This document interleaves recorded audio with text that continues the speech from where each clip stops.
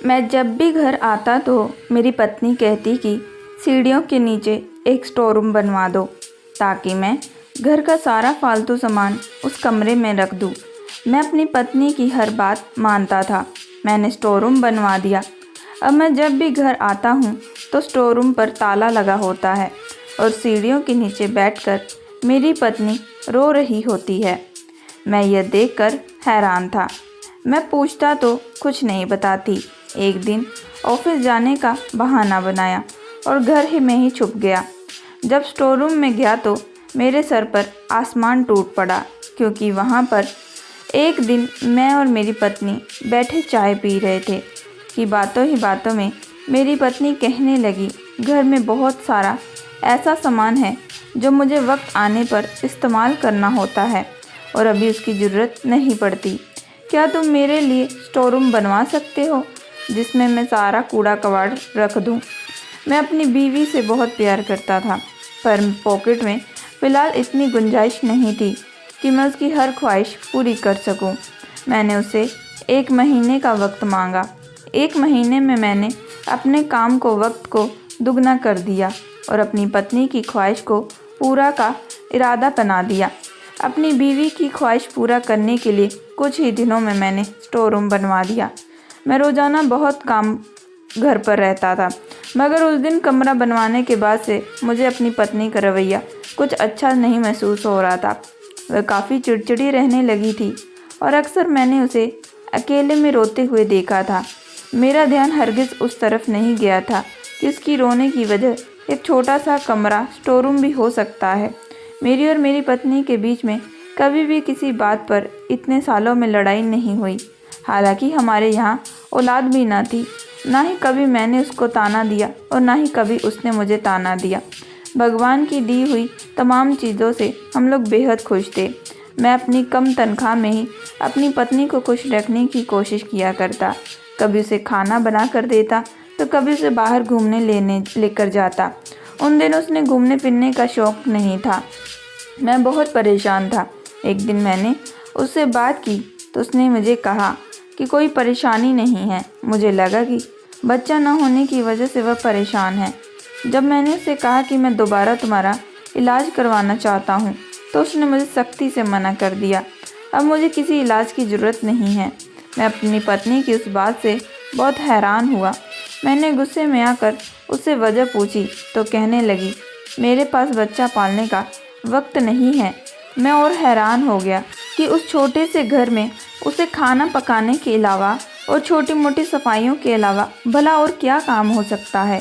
एक रोज़ मैंने अपनी बीवी से ऑफिस जाते हुए कहा कि आज मैं घर पर जल्दी आ जाऊंगा और साथ में मेरे कुछ दोस्त भी होंगे, तुम चाय का इंतज़ाम कर लेना।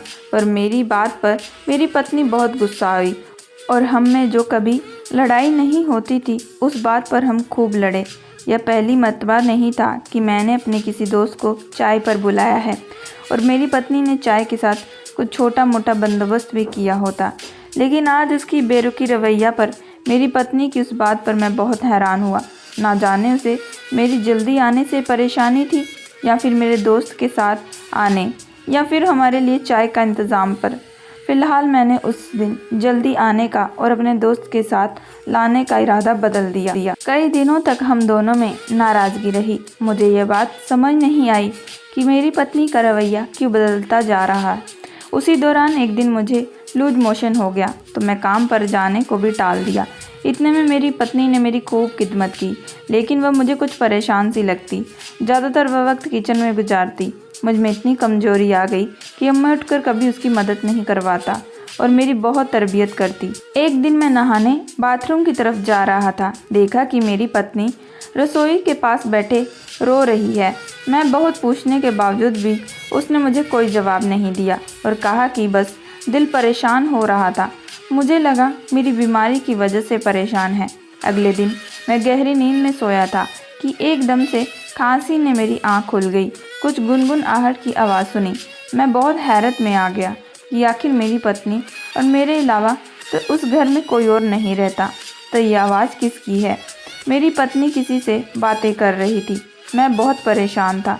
मैं उठकर रसोई की तरफ गया, लेकिन मुझसे दोबारा चला ना गया तो मैं दोबारा बैठ गया। मैंने अपनी बीवी को आवाज़ लगाई। जब मैंने उससे पूछा तो उसने कहा, ऐसा कुछ नहीं है, ये आपका वहम है। उन कुछ दिनों में मैंने उसे बहुत बार सुबह में किचन के बराबर स्टोर रूम वाले कमरे से बाहर निकलते देखा, लेकिन मेरी पत्नी ने नहीं देखा था कि मैंने उसे देखा है। एक दिन मेरी तबीयत कुछ अच्छी थी तो मैं किचन में पानी पीने के लिए गया तो मैंने अपनी पत्नी को वहाँ नहीं पाया। मैं किचन से बाहर आकर उसे ढूंढने ही लगता कि रसोई के बराबर में बने हुए स्टोर रूम से निकली और मुझे देखते ही घबरा गई। उसके माथे से पसीना छूट गया। मुझे लगा कि ऐसी क्या बात है।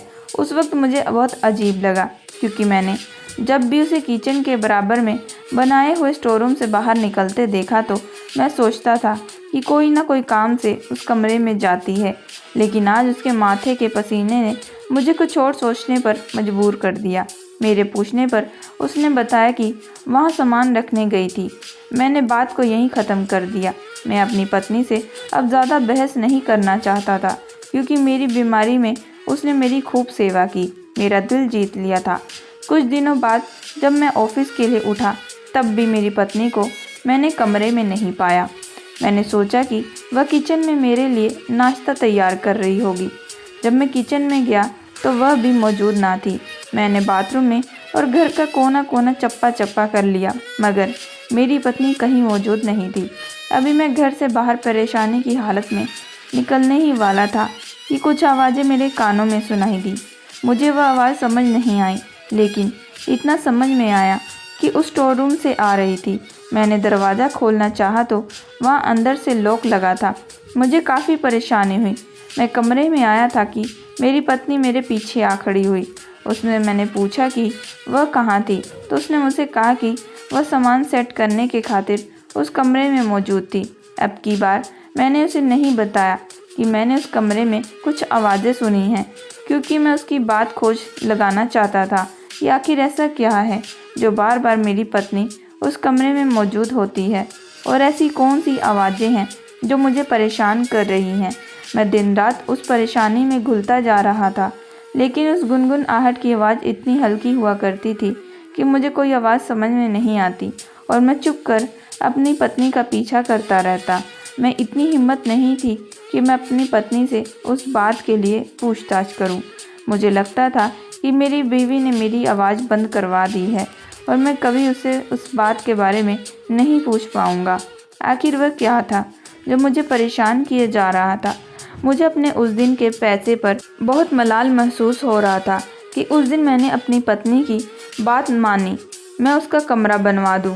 कभी मुझे लगता था कि मेरी पत्नी किसी खास लोगों के शिकंजे में आ गई है, कभी मुझे लगता कि मेरी पत्नी इस दुनिया में इंसान जैसा नहीं है और कभी मुझे लगता था कि मेरी पत्नी एक बदचलन औरत है जो मुझसे छुप छुपा कर उस कमरे में किसी और से मिलती है।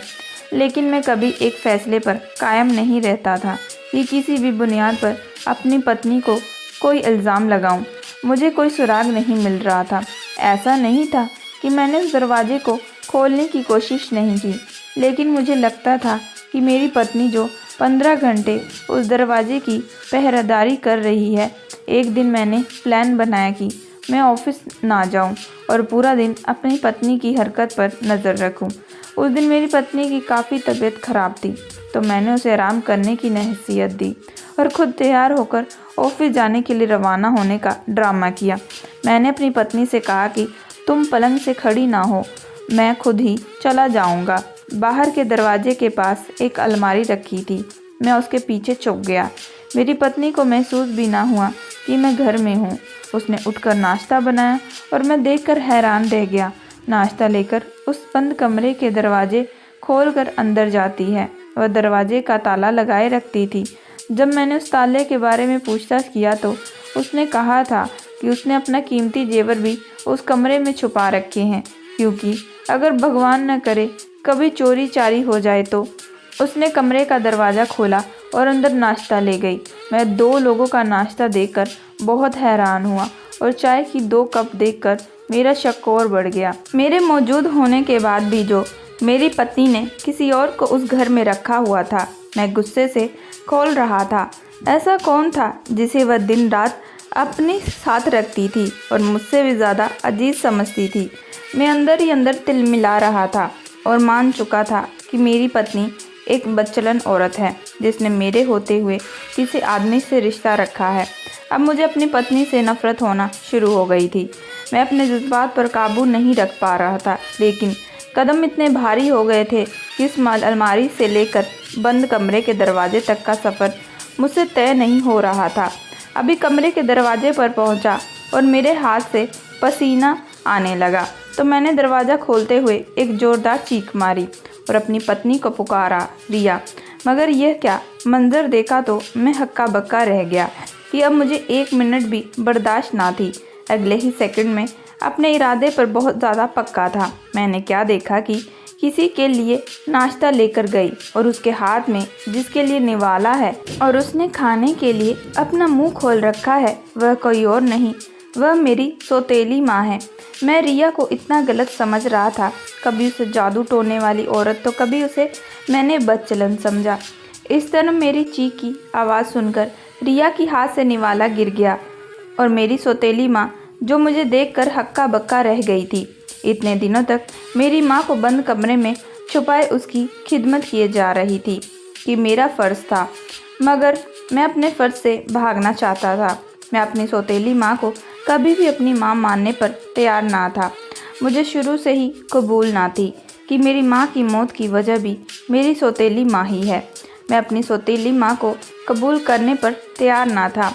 मेरी पत्नी ने कई बार मुझे लफ्ज़ों में समझाया था कि माँ आखिर माँ होती है, चाहे वह पालने वाली माँ हो या पैदा करने वाली।